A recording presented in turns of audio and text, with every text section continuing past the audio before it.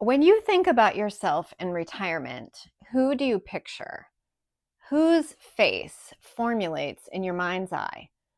Are you able to see yourself as you'll be with just a few more years under your belt?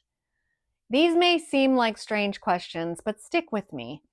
As a woman in her 50s actively saving for a solo retirement, these questions meant more to me than I ever thought they would. Hi, I'm Kim, and this is Future Retired Lady. Here we talk about the real issues for women in our 50s planning to retire solo. Today, I'm going to share with you some fascinating brain research that changed my why for saving money. Let's get into it. A researcher at UCLA named Hal Hershfield has spent much of his career on one question. Hal wanted to understand why so many people, otherwise smart, responsible, and capable, struggle to save for retirement.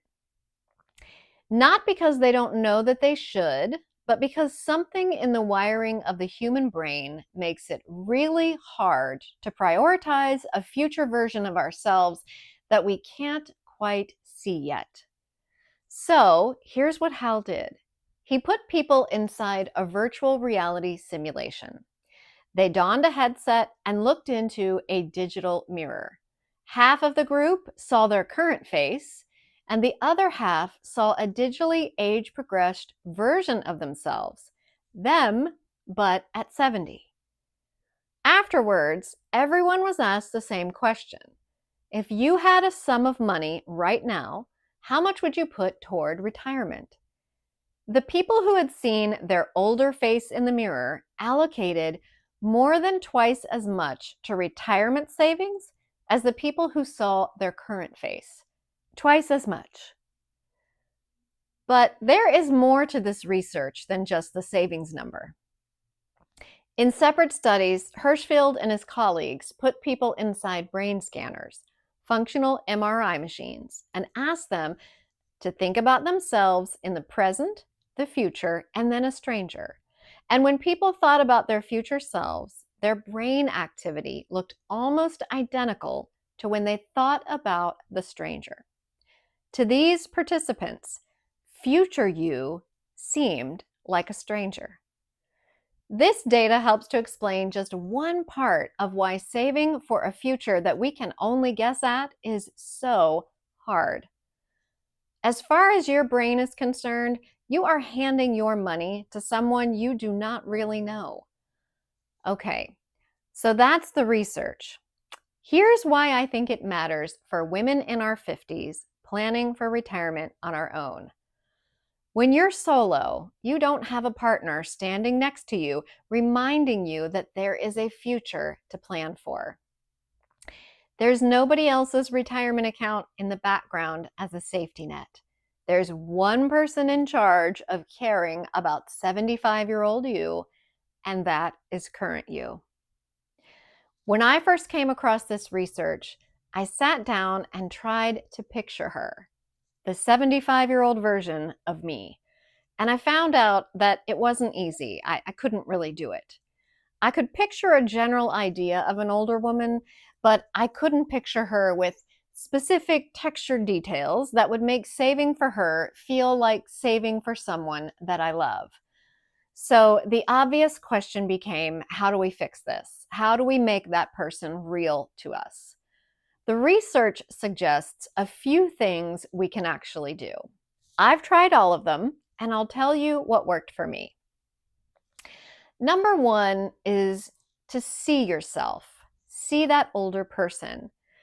So I loaded a current picture of myself at age 51 into ChatGPT and asked it to age progress the photo to 70. To say I was surprised and a little enamored by the picture it produced would be an understatement. The first thing I noticed was my grandmother's chin. And next was my happy eyes, even more deeply settled amongst folds of once elastic skin. I encourage you to do this exercise for yourself. Whether you use AI or something like FaceApp, the results may unsettle you pleasantly as they did me.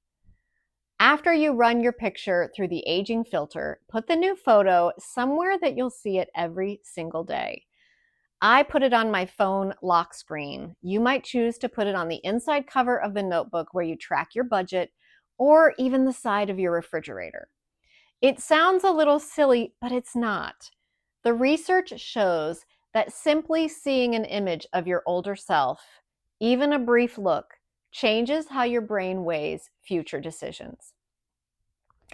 Developing an understanding through a picture of who you're saving for can help to make the arduous task of saving money now feel more like giving a gift to future you than depriving who you are now.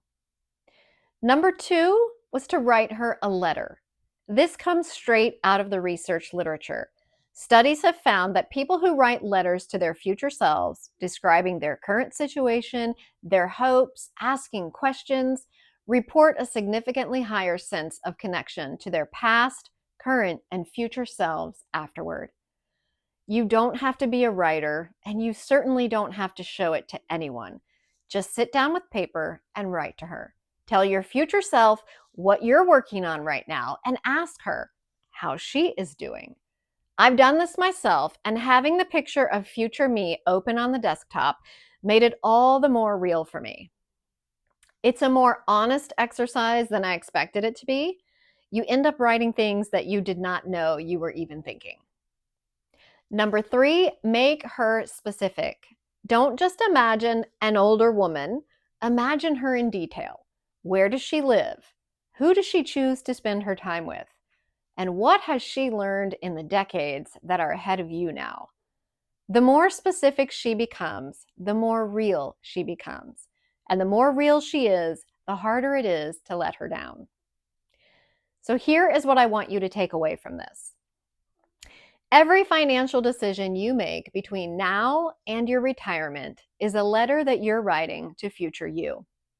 Every dollar you automate into savings is a small vote for her comfort. Every month you track your spending is another month she won't have to worry about paying her bills. She's not a stranger, she's you. And the only difference between her and current you is time, and whether current you is thinking about her at all. For solo women like me, this matters more than the research usually lets on, because we are the whole team. We're the planner, the beneficiary, the advocate, and the one who shows up when something goes wrong. If we don't know her clearly, nobody else will know her for us. So, as usual, here's your homework for the week. 3 small things, none of them will cost you $1. First, age progress a photo of yourself. Use AI or one of the free apps like FaceApp or Aging Booth. Generate your picture, place it where you'll see it every day. Next, write your letter. A paragraph is enough. Just tell future you what you're doing right now to take care of her. And 3, the last task, when you make a financial decision this week, whether it's a purchase, a transfer, a budget choice, pause and ask yourself, is this something she will thank me for? That's it. That's the whole practice. Talking about future you gets me choked up a little. It gives me goosebumps. And I really believe thinking about this can change your future. And I'm excited to do this more often in my own life. I hope you'll join me. If this resonated with you today, please subscribe. Let me know in the comments what solo retirement topics you'd like to hear more about. Take care of yourself now and in the future, and I'll see you in the next one.